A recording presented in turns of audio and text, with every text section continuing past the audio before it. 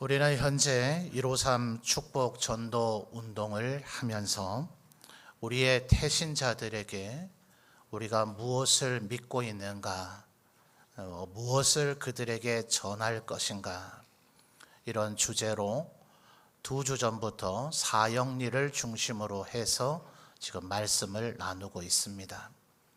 사형리의 제1원리가 뭐라 했습니까? 하나님은 우리를 향하여서 놀라운 계획을 가지고 계시고 우리를 사랑하시고 그리고 우리를 향한 놀라운 계획을 가지고 계시다. 그러나 이 원리를 보니 사람은 죄에 빠져서 하나님의 그 사랑과 계획을 알 수도 없고 그것을 체험할 수도 없는 지경에 빠져버렸다.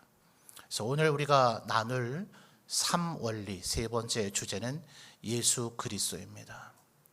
오직 예수 그리스도만이 구원에 이르는 유일한 길이고 우리는 예수 그리스도를 통하여서 하나님의 사랑과 계획을 알 수 있고 또 그것을 체험할 수 있다라고 3원리는 우리에게 선언을 해주고 있습니다.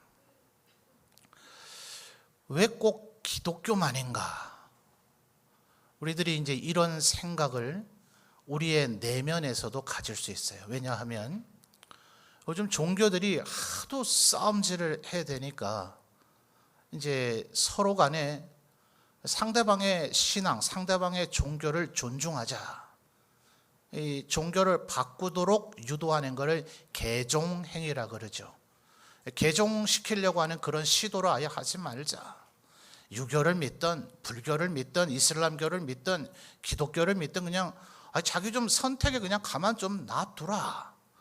이런 이 주장이 팽배한 시대에 우리가 살고 있습니다. 이런 가운데서 우리가 여전히 기독교에만 구원이 있다. 예수 그리스도만이 유일한 구원자시다. 예수님을 믿어야 된다라는 얘기를 할 수 있는가? 해야 되는가?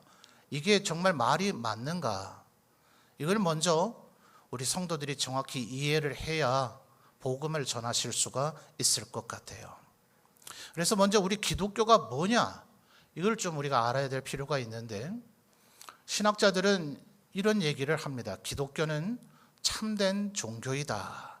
이렇게 얘기합니다. 한번 따라해 볼까요? 기독교는 참된 종교이다. 근데 또 다른 우리 기독교의 신학자들은 정반대되는 얘기를 해요.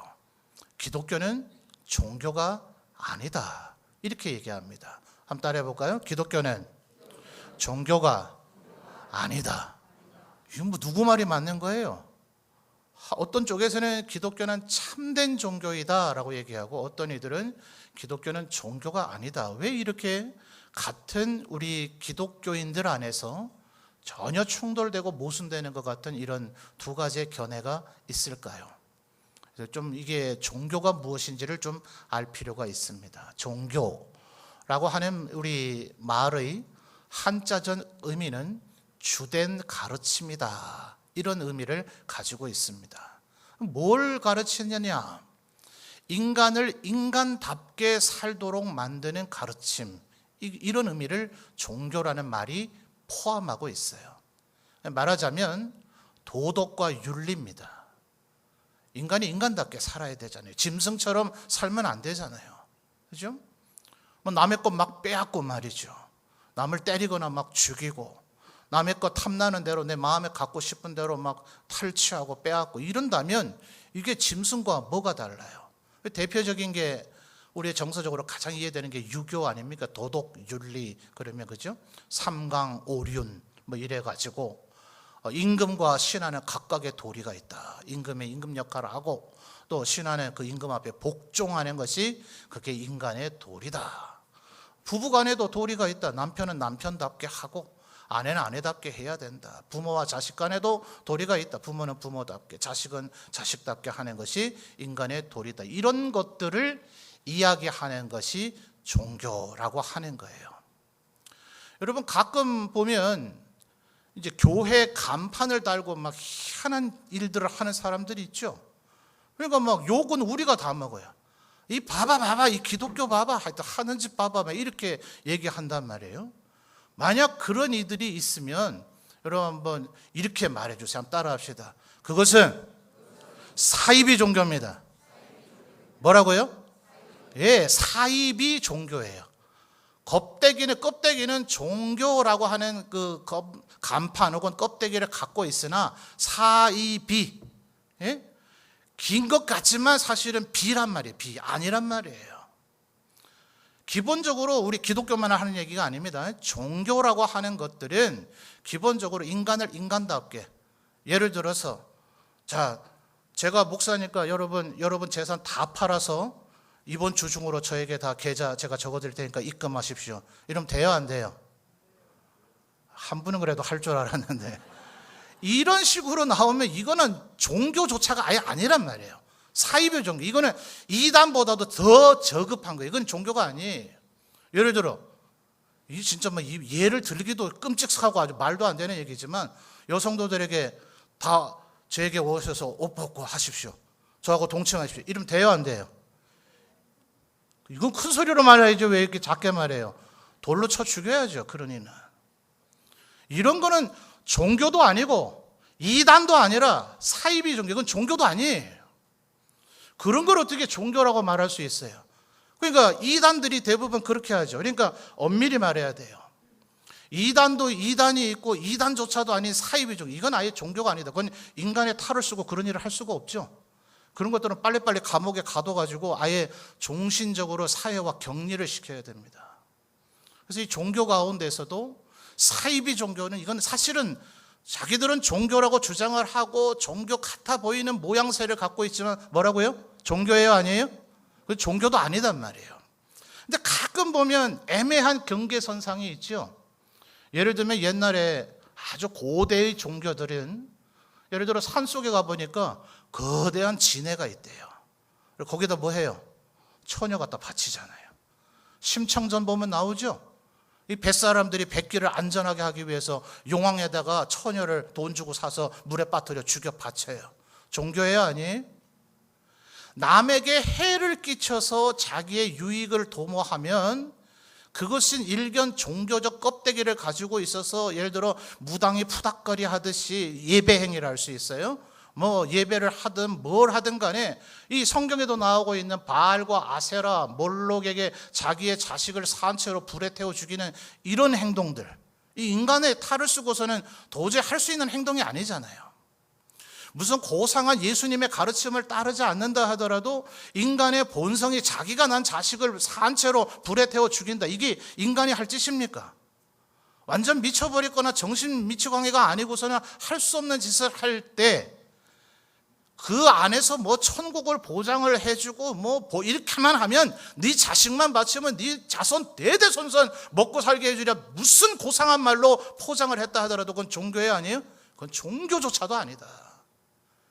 껍데기는 그렇게 보일지라도 그건 사이비 종교다. 가끔씩 언론에 보도되고 있는 기독교라고 이름을 간판은 달고 있으나 하여튼 희한한 짓거리 하는 것들 나오거든. 봐봐, 교회가 이래. 네 교회 다닌다며 이런 뭐라 하라고요? 다시 한번 따라 합시다. 그것은 사이비 종교입니다. 사이비 악센트를 더 세게 주셔야 돼요. 사이비 종교입니다. 그건 종교도 아니에요. 고대 심청이처럼 막 바치고 이런 것들을 이제 하등 종교라 그래요. 자, 제일 밑바닥에 뭐가 있어요? 아예 종교도 아닌 사이비 종교. 그 위에 하등 종교. 그다음에 그 위에 소위 말하는 고등 종교라는 게 있는 거예요. 이게 그나마 이제 이 요즘에도 여전히 존속되어 있는 유교, 불교, 우리 기독교 같은 이런 것들. 사실 이슬람교가 요새 자기들 포장을 잘 해요. 우리는 아주 평화를 사랑하는 종교라고. 일견 우리 기독교의 책임도 있기는 있어요. 그러나 코란에 명시되어져 있는 바. 그래서 이제 일반 사람들에게 포교를 하기 위해서 포장용 코란을 새로 만들어서 그 문장을 빼고, 우리 기독교 같으면 상상치도 못할 일 아니에요? 이 율법의 말씀에 1.1획이라도 가감하는 자는 저주를 받으리라. 누가 감히 하나님의 말씀을 변경해요? 그런데 그걸 막 추려가지고 빼내고 자기들을 포장하고 선전하기 위한 코란을 따로 만들어서 배포를 해요. 이따위 행동을 한다는 것 자체가 이슬람교는 참된 종교가 아니구나라는 것을 스스로 입증하고 있는 거예요. 마호메스로부터 시작됐던 그들의 행동 방침이 뭐예요? 한 손에는 코란을, 한 손에는 뭐예요? 칼을. 죽을래 믿을래, 이게 이슬람의 포교 방식이었고, 그게 아니었으면 당시 아랍 중근동에서 이슬람이라는 종교 자체가 아랍의 제민족들 가운데서 뿌리를 내리지조차 못했어요. 그들은 태생부터가 사실은 종교가 아닌 사이비 종교급에 해당되는 선에 서 있습니다. 오죽하면 이 알라의 뜻을 따라서 테러를 해서 뭐 좋게 포장해주면 순교죠. 좋게 포장을 해서 순교를 하고 천국에 간다. 그들이 주장하는, 이슬람교가 주장하는 천국에 가면 여자를 10,000명 주고 뭐 이런데요. 우리 여사 성도들 분노가 안 되세요? 여성을 여전히 물건 취급하고 있는 이런 사상이 코란 안에 그대로 깃들어 있어요. 성경이 그렇습니까? 언제나 이 여성을 보호하는 것이, 지금 이나마 이 인류 사회에서 21세기를 여성의 시대라고 얘기하는데, 이렇게 여성 인권이 신장된 거는 전부 기독교 때문에 이렇게 된 거죠. 기독교가 여성을 고상히 여기고 그들에게 교육과 또 혹은 직장을 얻을 수 있는 기회를 제공하는, 왜? 하나님께서 그렇게 창조하셨으니까. 존귀한 하나님의 피조물이니까. 근데 여타의 종교는 그렇게 하지 않아요. 근데 이 유교나 불교 정도는 그래도 고급 종교, 아까 우리 유교의 3강 5륜으로 설명을 드렸듯이, 제가 종종 팔만대장경 얘기를 합니다만, 팔만대장경을 좀 읽어보면 우리 기독교의 복음서에 나오는 예수님이 행하셨던 행적과 비슷한 얘기들이 많이 나와요. 그러니까 이게 이 고등 종교의 경전들이 그렇단 말이에요. 뭐예요? 인간을 인간답게. 그렇기 때문에 지금까지 설명드린 종교 같아 보이지만 종교도 아닌, 말할 가치도 없는 아주 쓰레기들에 불과한 그 사이비 종교급이나, 그 다음에 하등 종교하고는 비교할 수 없는 고등 종교들 중에서도 탁월하기 때문에, 그래서 이 기독교를 참된 종교라 이렇게 얘기합니다.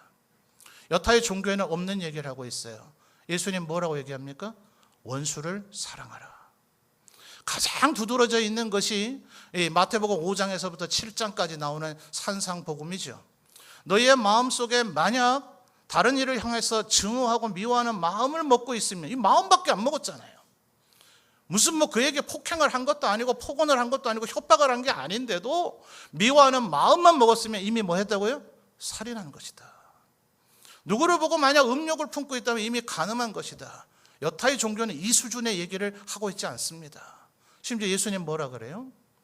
누가 너의 오른뺨을 때리고도 왼뺨도 돌려대래요. 자, 여기서 말하는 오른뺨은 주로 성경은 이 오른손잡이를 기준하고 있습니다.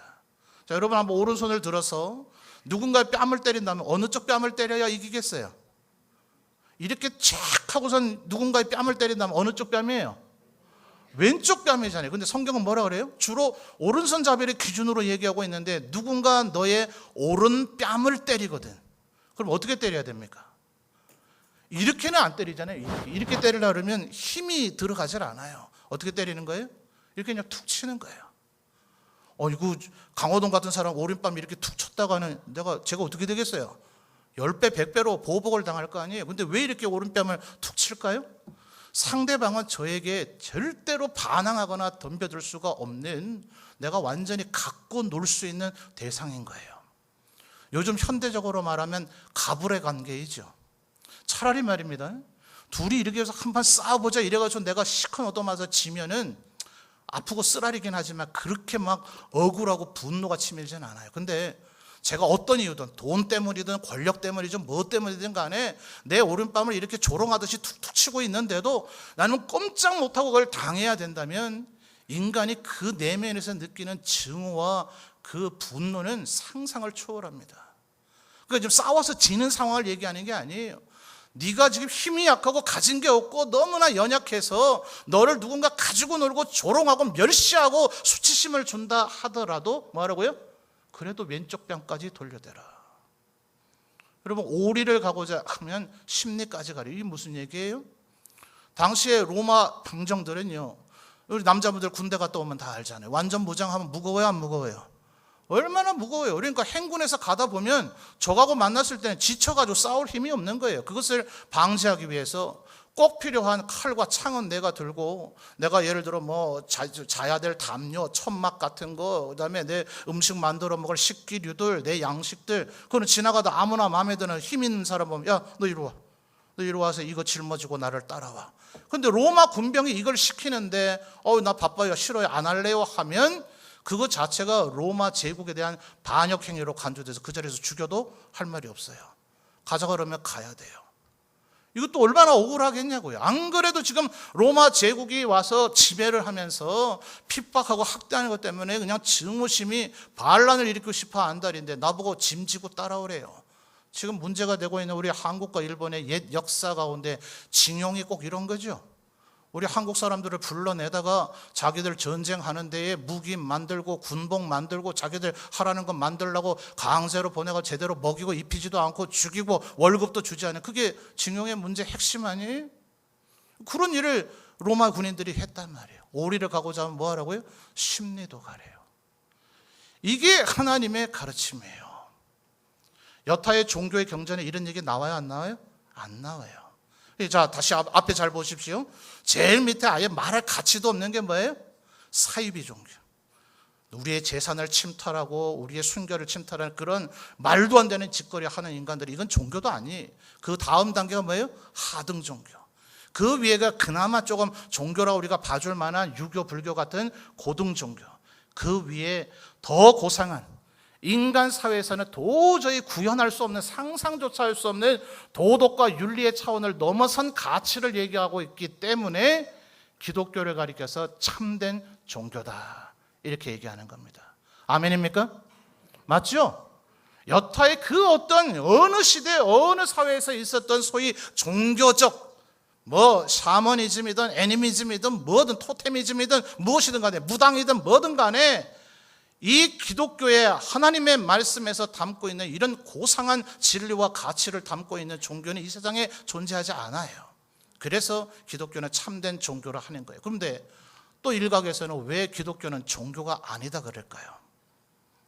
여타의 고등 종교, 나머지 거는 말할 것도 없죠. 하등 종교면 심청이 물에 빠뜨리고 유린하는 이런 사이비 종교는 말할 것도 없는데, 고등 종교와 우리 기독교의 절대적인 차이점이 뭡니까? 우리 지난 시간에도 살펴봤죠. 부처 8만 대장경에 나왔다 했잖아요. 부처님 어머니가 와서 내 아들 죽었습니다, 살려주십시오. 뭐라 그래요? 인간은 한번 태어나면 죽어야 되는 것이지 그 문제를 해결할 수는 없다. 누가 얘기했다고요? 제가 지금 불교를 폄훼하려고 하는 게 아니에요. 8만 대장경 궁금하면 한번 사서 읽어보세요. 거기에 정확히 석가모니께서 말씀하시기로 이렇게 되어 있어요. 공자의 스승과 제자들, 공자와 제자들이 나눈 대화가 기록되어 있는 게 노노맹자예요. 거기에서 제자가 묻습니다. 스승님, 죽음 이후에는 어떤 일이 있습니까? 공자 왈, 살아서의 일도 내가 다 모르거늘 하물며 죽음 이후의 일이겠느냐. 모른다는 거예요. 왜요? 공자가 아무리 위대한 철학자 스승이라도 그는 인간에 불과하니까. 부처가 아무리 위대한 인류의 성현일지라도 그는 인간에 불과하니까. 그러나 우리 구주 예수 그리스도께서는 뭐라 얘기하십니까? 나는 곧 뭐예요? 길이요 진리요 생명이니 나로 말미암지 않고는 아버지 하나님께로 갈 수가 없느니라. 나는 부활이니 살아서 나를 믿는 자는 영원히 죽지 아니하겠고 죽어서 나를 믿는 자는 살 것이다. 이 부활이요 생명이 되신 예수 그리스도만이 구원의 유일한 참된 길이기 때문에 우리 기독교를 다른 종교와 동급에다 놓을 수가 없다. 그래서 기독교는 종교가 아니다, 종교 그 이상의 진리다 하는 얘기를 하고 있는 거예요. 그런데 여러분, 요즘 아까 뭐라고 얘기한다고요?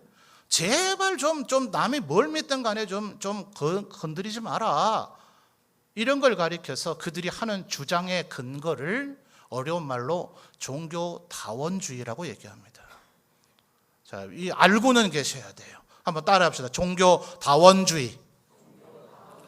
그러니까 다원이 있다는 거예요. 여러 가지 근원 원인이 있다는 거예요. 말하자면 이런 겁니다. 그들이 가장 쉽게 종교다원주의를 설명하는 것이 산 정상은 하나이지만 등산로는 여러 가지가 아니더냐.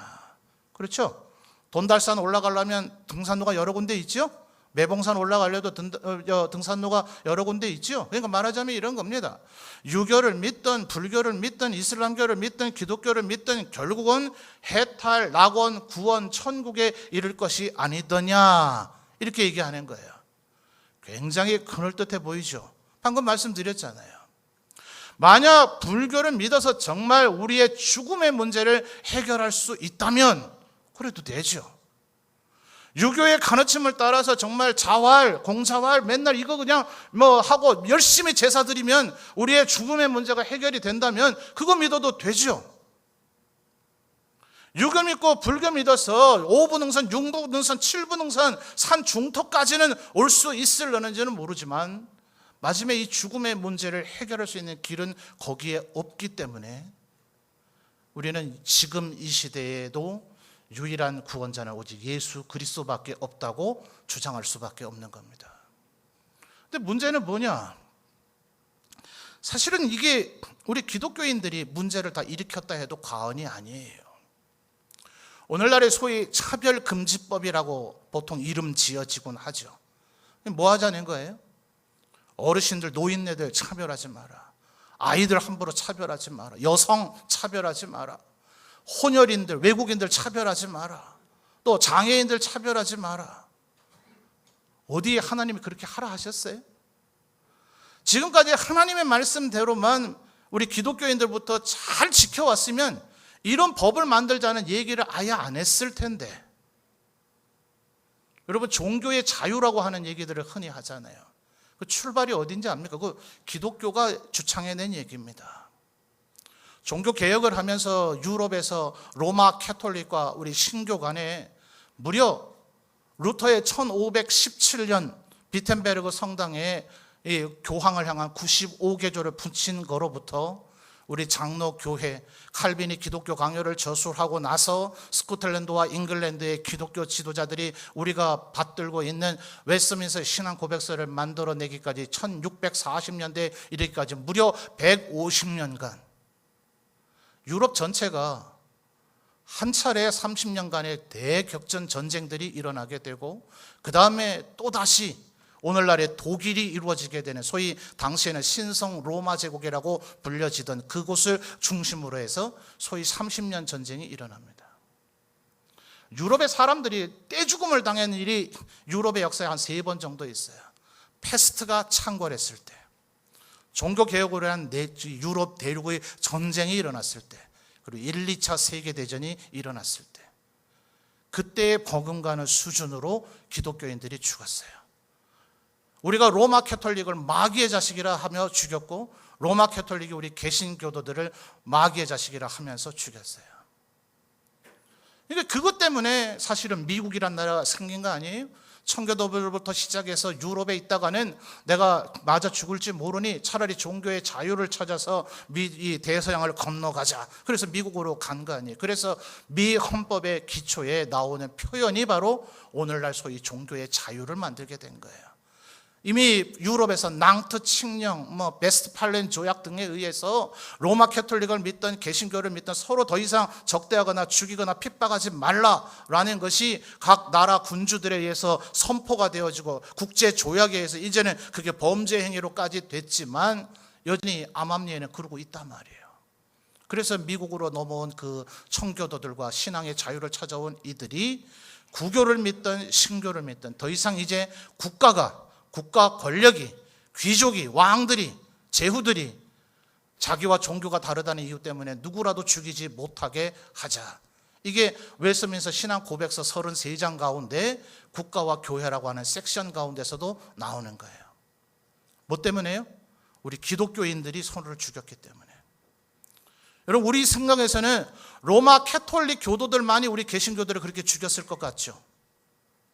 우리 개신교도들도 로마 캐톨릭 사람들을 어떻게 죽였는지의 상세한 내용들이 카페에 가시면 필립 샤프라고 하는 분의 쓴 교회사가 8권짜리가 있어요. 또 십자군 전쟁 좀 이따 얘기하겠습니다만 십자군 이야기도 3권짜리 있어요. 사실 관계는 그렇게 상세하게는 안 나와요. 회개하는 마음으로 우리 기독교인들이 하나님을 정확히 하나님 말씀을 역행하면서 저지른 기독교 죄악사라고 하는 책도 있어요. 이 책을 보면 예수 믿는 우리들이 어떻게 이런 행동을 할 수 있었을까? 전범이에요, 전범. 공산주의자들, 히틀러, 그다음에 몽고의 징기스칸, 알렉산더, 얘네들하고 견줘서 조금 더 부족하지 않을 잔혹한 행위들을 예수 믿는 이들이 하나님의 이름으로 자행했어요. 그게 지금 오늘날 종교 자유, 제발 다른 종교에 관여하지 말라라는 시대를 만들어낸 겁니다. 우리가 2000년 동안 하나님의 말씀대로만 했으면 이래 됐겠어요? 내 오른뺨을 때리면 왼뺨을 돌려대고, 오리를 가자하면 십리를 가주고, 겉옷을 달라 하면 속옷을 주고, 예수 그리스도께서 우리를 위하여 죽으심으로 우리의 구원을 이뤘으니 우리가 이제 서로를 위해서 죽는 것이 마땅하다 하는 이 말씀대로 우리가 살았으면 이런 세상에 왔겠냐고요. 근데 지금도 정신 못 차리고 무력으로 힘으로 기독교를 전파하려고 하는 이들이 아직도 있는 게 너무나 안타까워요. 그렇게 해서는 복음이 전해지지 않아요. 세상 사람들이 우리를 멸시하고 적대합니다. 예수님의 방식 그대로 십자가에 달려 죽으시면서도 아버지여 저들이 하는 일을 저들이 알지 못하니 저들을 용서하옵소서, 이런 용서를 선포해도 오랜 세월이 지나야 그들이 겨우 깨닫고 예수님 앞으로, 주님 앞으로 나오게 되는데 하등 종교처럼, 사이비 종교처럼 굴어가지고 복음을 전할 수 있겠냐고요. 여러분, 초대교회의 순교사를 보면요, 우리 사도행전에 나타난 7 집사님들 있죠. 스데반, 빌립으로 유명한 이분들. 그 이후에 교회 집사들을 많이 세웠을 거 아니에요? 그때는 예수 믿으면 죽어요. 죽고 핍박당하고 가문에서 축출당하고 직장 잃고 아예 사회생활 자체를 못합니다. 그러니까 어떻게 해요? 아예 카타콤이라고 하는 지하 묘지에서 예배 드리잖아요. 그러니까 그때에 집사님들이 해야 하는 주요한 임무가 뭔지 압니까? 우리처럼 지금 우리 요람 만들어서 전 성도들의 얼굴을 다 아는 게 아니에요. 집사님쯤 돼야 이 사람이 우리 교회 성도인지를 아는 거예요. 로마 군인의 스파이가 올지 안 올지 어떻게 알아요? 예배드리는 처소 입구에서 집사님들이 사람들의 얼굴을 확인하고 이 사람이 우리 교회 성도가 맞다라고 해서 예배 처소로 안내하는 일을 집사님들이 했던 거예요. 그렇게 예수를 믿었던 우리의 선조들이 313년에 이제 로마 콘스탄틴 황제가 기독교를 공인해 주고 나니 이제 황제가 예수를 믿습니다. 아버지 황제가 예수를 믿으니 아들이 신앙이 없는데도 예수 믿는 척을 합니다. 황제가 예수를 믿으니 장군, 귀족, 재벌, 학자들 전부 다 예수 믿는 척을 합니다.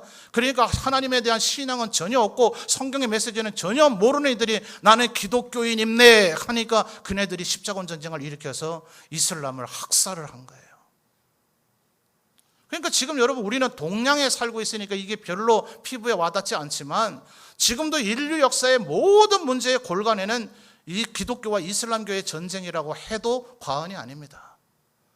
이제야 전 세계가 글로벌화 됐지만 그동안은 주로 서양의 역사가 전 세계를 영향을 미치는 역사가 되지 않았어요? 그런데 그 역사의 핵심 뼈대에는 하나님의 말씀에 순종하지 않은 우리 기독교인들이 뿌려놓은 씨앗이 있단 말이에요.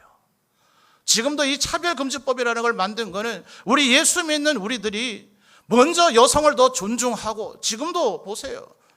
교회 안에서도 여성을 차별하고 비하하는 일들이 얼마나 여전히 지금 21세기에도 얼마나 많이 벌어지고 있습니까? 한국 사회에 아직 이 외국인들에 대해서 굉장히 차별적인 세상입니다. 우리들부터가 먼저 하나님의 말씀에 순종하지 않으니 이 차별금지법 같은 것들이 생겨나는 거 아니에요? 그러니까 이제 저 같은 목사가 이제 다른 종교에 이 유교나 불교 갖고서는 구원을 받지 못합니다라는 얘기를 하면 제가 감옥 갈 수도 있는 그런 날이 오는 거예요. 지금 차별금지법을 통과해야 된다, 그 법안을 만들어야 된다 하는 분들은 이런 얘기는 안 하죠. 그거 아니다.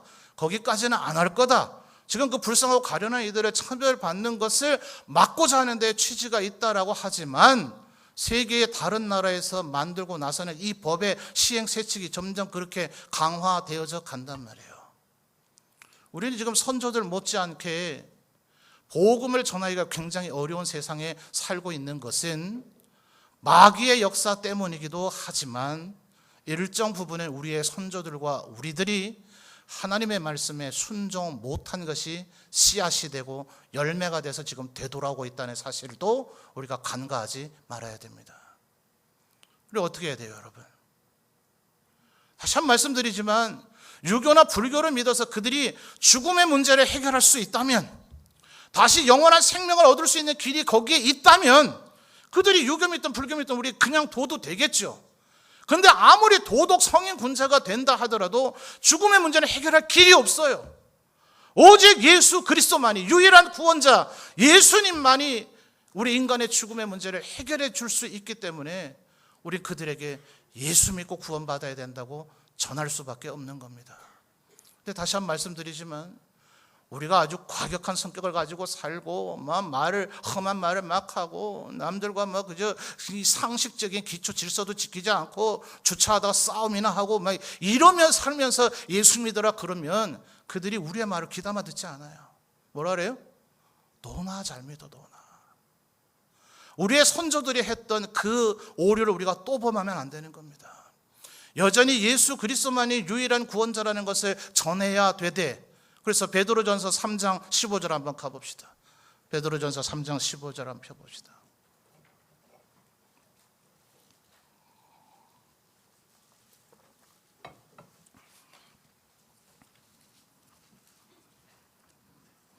찾으신 분 아멘요. 베드로전서 3장 15절 읽어주십시오. 시작.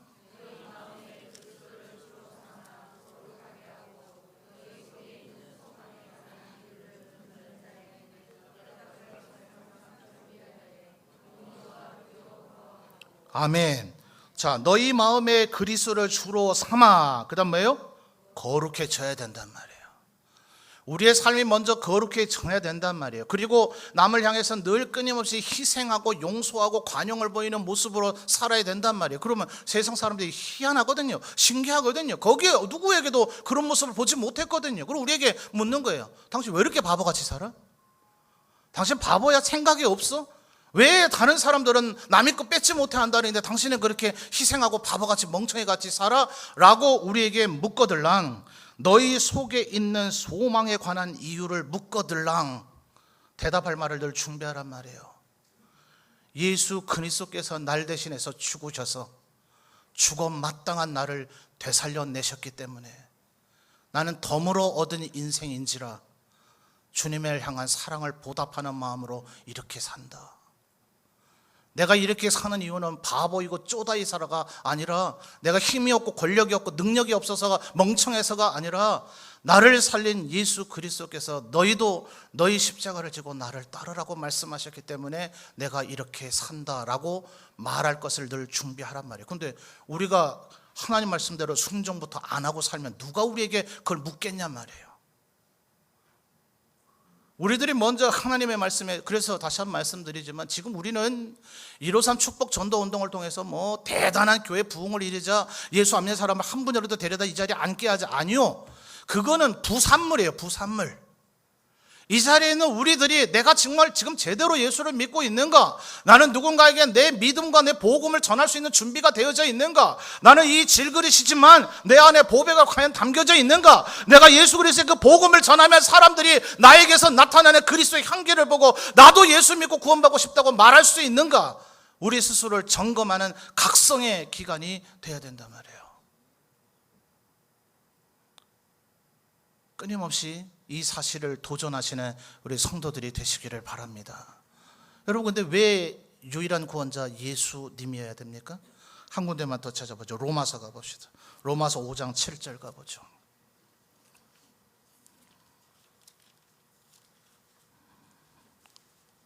오전 예배는 한 2시간씩 드리면 좋겠는데, 그죠?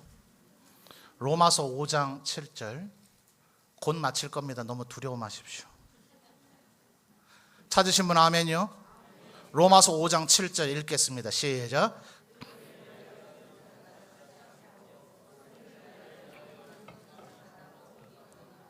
자, 두 가지가 나오죠.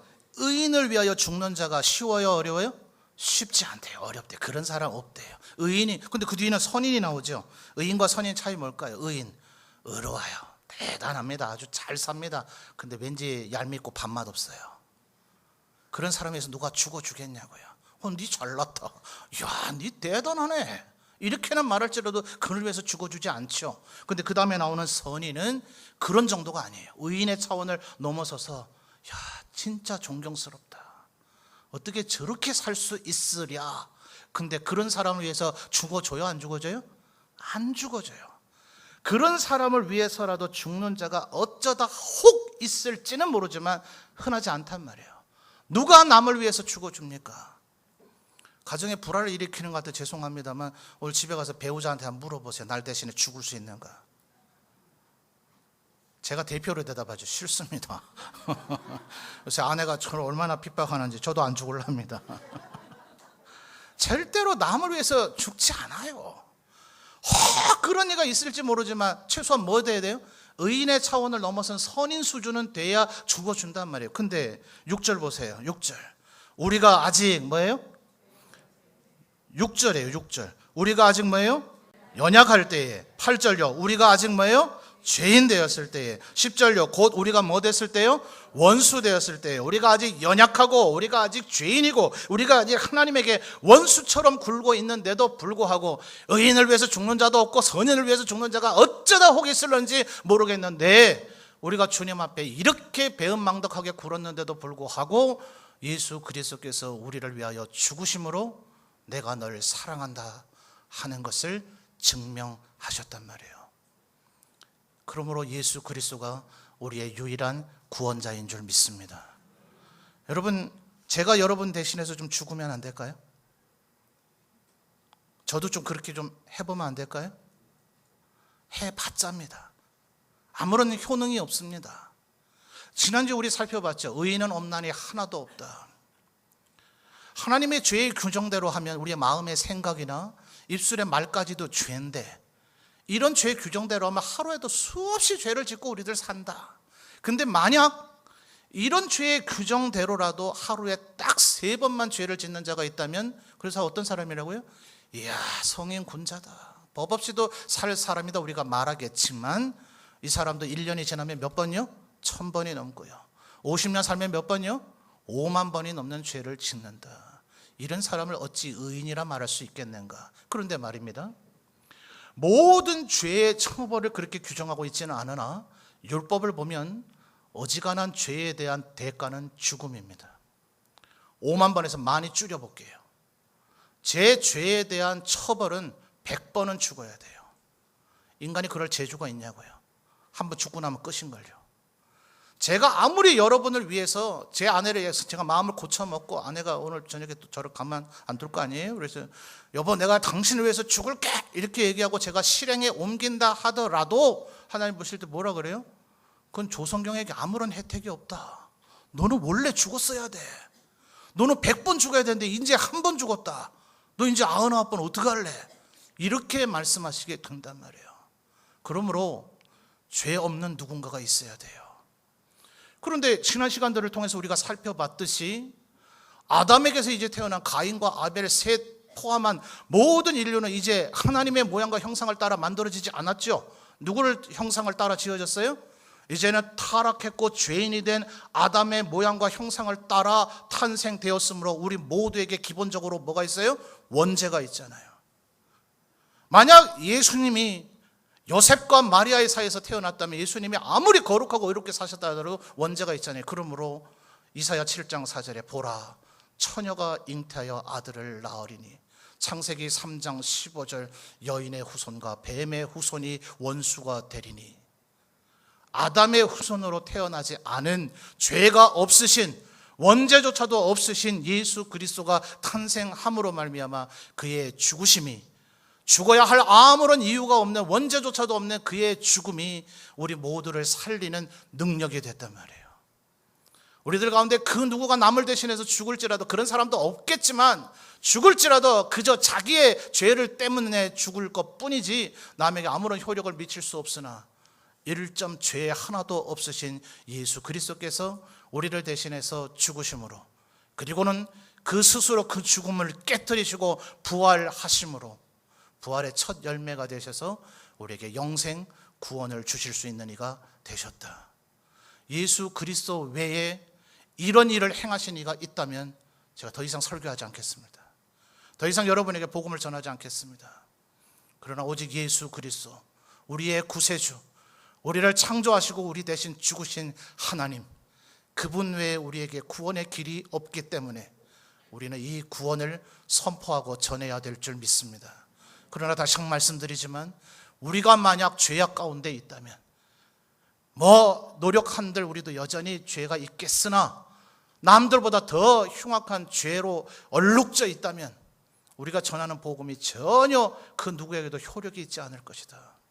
그러므로 더욱더 하나님의 말씀에 순종하고 거룩하고 의롭고 성결하게 살면서 예수 그리스도만이 유일한 구원자 되심을 힘써 전하시는 저와 여러분이 되시기를 주님의 이름으로 축원합니다.